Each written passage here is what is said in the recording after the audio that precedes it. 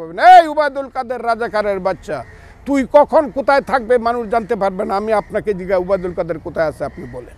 বাংলাদেশ আওয়ামী লীগ 2008 সালে ক্ষমতায় আসার পর থেকে ইতিহাস তারা যা প্রচার করেছে সেটির মূল্যায়ন আপনি কিভাবে করেন?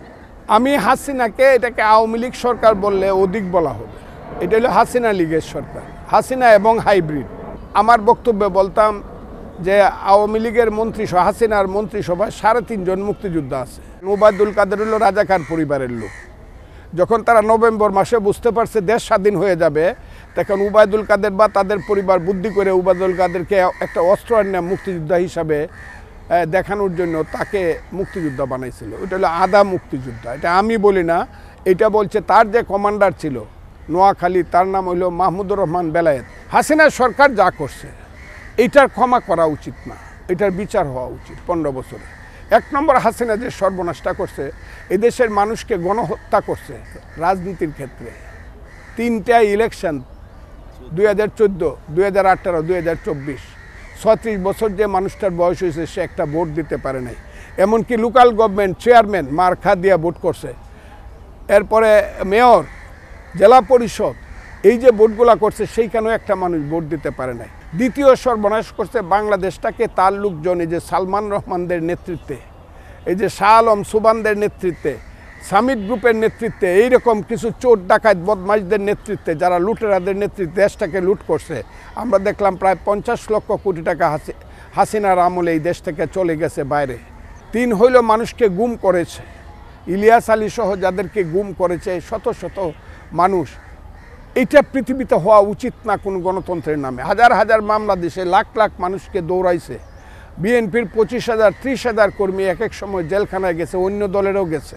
এত বড় অত্যাচার কোনো দেশে কোনো সরকার মানুষের উপরে গণতন্ত্রের নামে করে নাই। এবং সর্বশেষ যেটা করছে 5ই জুলাই থেকে 5ই আগস্ট রক্তের সাগর সৃষ্টি করছে। এবং আমি বারবার বলছি, যে স্বৈরাচার, যে ফ্যাসিস্ট রক্তের সাগরে সিংহাসন স্থাপন করে রাজত্ব করতে চায়, তার সিংহাসন রক্তের সাগরে ডুবে যাবে। এই হাসিনা, থামেন, আপনি আর আগায়েন না। আমি কতবার বলছি, আর আগায়েন না। আপনি ডুববেন, আপনি আপনার মহান পিতাকে নিয়ে ডুববেন এবং শেষ পর্যন্ত দেশটাকে ডুবাবেন। এই উবায়দুল কাদের রাজাকারের বাচ্চা, তুই কখন কোথায় থাকবে মানুষ জানতে পারবে না। আমি আপনাকে জিজ্ঞাসা, উবায়দুল কাদের কোথায় আছে আপনি বলেন।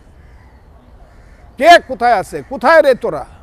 এই হারামজাদারা, বঙ্গবন্ধুর মাথার মাঝে যে প্রস্রাব করলো, এই রাজাকারের বাচ্চারা কোথায় ছিল? এরা কিসের হাসিনা সরকার আর মুক্তিযুদ্ধ? কি বলেন আপনারা?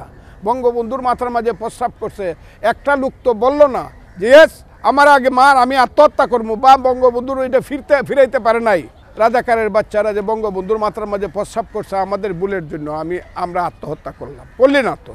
এটারে কিসের সরকার? এটা তো it is not a government, এটা তো লুটেরাদের একটা সরকার।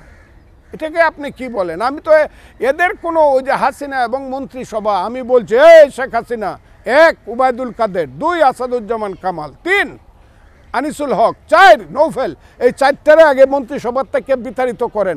তারপরে বঙ্গবন্ধুর কন্যা হিসাবে হাত জোর করে দাঁড়ায় বলেন আমার ভুল হয়ে গেছে, আমার ভুল হয়ে গেছে, আপনারা আমাকে ক্ষমা করেন। এখন পর্যন্ত ক্ষমা চাইছে?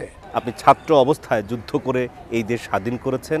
বিজয়ের মাসে জাতির শ্রেষ্ঠ সন্তান আপনি অ্যাডভোকেট ফজলুর রহমান রাজনীতি করছেন এবং আগামীতে 1971 সালের মূল চেতনা, মূল আকাঙ্ক্ষা বাস্তবায়নে আপনার ভূমিকা নিশ্চয়ই আরও দৃঢ় হবে। সেই প্রত্যাশা রেখে আজ আপনাকে ধন্যবাদ জানিয়ে 71-এর রণাঙ্গনের স্মৃতিকথা অনুষ্ঠান আজ এই পর্যন্তই। আপনাকে অসংখ্য ধন্যবাদ। জাতিকেও আমার সালাম, বাংলাদেশের মানুষকে আমার সালাম।